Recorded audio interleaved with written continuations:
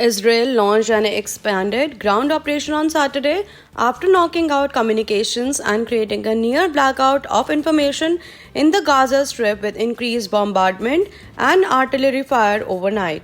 Israel said infantry and armed vehicles were backed by massive strikes from the air and sea, including the bombing of Hamas tunnels, which are a key target in its campaign to crush the territory's ruling group. Explosions from continuous airstrikes lift up the sky over Gaza City for hours after nightfall Friday, as the Israeli military said it was expanding ground operations in the territory, signaling a move closer to an all-out invasion of Gaza after the bloody rampage by Hamas in southern Israel on October 7th.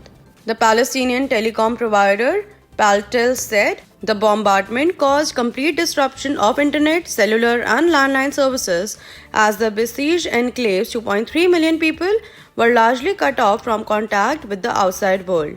Some satellite phones continue to function. The spokesperson for the military wing of Hamas says the group is ready to swap dozens of hostages it is holding for all Palestinian prisoners held by Israel. The spokesman said in a televised speech Saturday that such a deal could also be conducted in stages, but that Israel should know the price they have to pay. On Saturday, hundreds of relatives of hostages gathered in a square in downtown Tel Aviv and demanded that the government put the return of their loved ones ahead of Israel's military objectives. Military officials have said that they are trying to both topple Hamas and bring back the hostages, but have not explained how they can obtain both objectives at the same time. The families of the hostages fear Israel's ramped-up offensive in Gaza is endangering the captives. Turkish President Erdogan told a mass pro-Palestinian rally in Istanbul on Saturday that his country was making preparations to proclaim Israel a war criminal for its actions in Gaza. In his address to hundreds of thousands of people who joined the rally, Erdogan also held Western countries responsible for the deaths in Gaza for failing to stop Israeli attacks. He said, Israel, we proclaim you as a war criminal to the world. We are making our preparations and we will declare Israel to the world as a war criminal. Erdogan, whose government recently restored full diplomatic ties with Israel, has stepped up his criticism of the country. Earlier this week, he asserted that the Hamas militant group was not a terrorist organization but a liberation group fighting for its land and people. Participants at the rally waved Turkish and Palestinian flags, chanting God is great.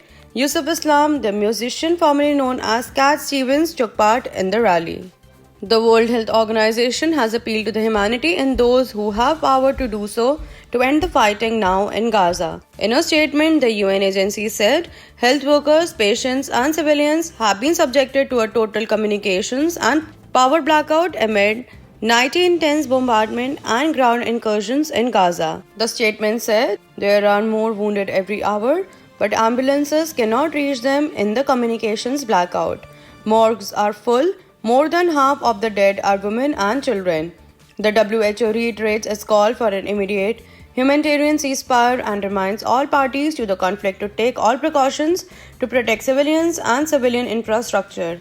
WHO expressed grave concerns about reported bombardment near the Indonesia and Shifa hospitals in the northern half of Gaza. In a first, India has voted against a UN General Assembly resolution backing the Palestinian cause.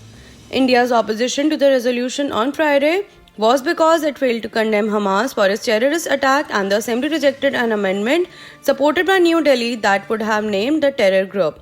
India's Deputy Permanent Representative Yojna Patel said after the vote that the terror attacks in Israel on October 7 were shocking and deserve condemnation. The world should not buy into the justification of terror acts. Let us keep aside differences, unite and adopt a zero-tolerance approach to terrorists. The resolution that called for a truce in the Israel-Hamas conflict and provision of assistance to the people of Gaza passed with 120 votes, while there were 14 against it and 14 abstentions, giving it a two-thirds majority of those present and voting. India backed the amendment to the resolution moved by Canada that named Hamas and condemned its 7/10 attack, but it failed to pass, getting only 88 votes, while there were 54 against it, with 23 abstentions. Let's listen to what Yojna Patel said. In a world where differences and disputes should be resolved by dialogue, this august body should be deeply concerned at recourse to violence. That too, when it happens on a scale and intensity that is an affront to basic human values.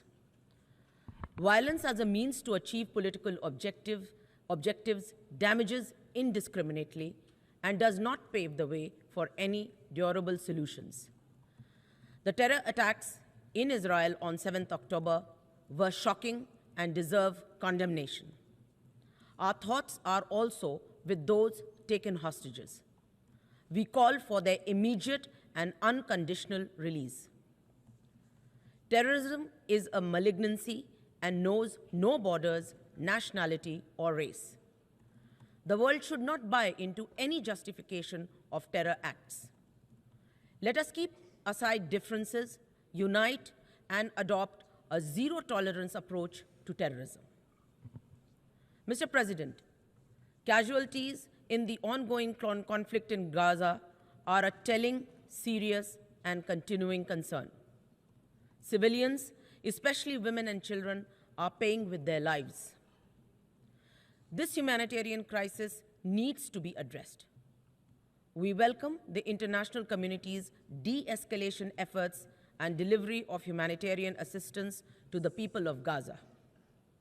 India, too, has contributed to this effort.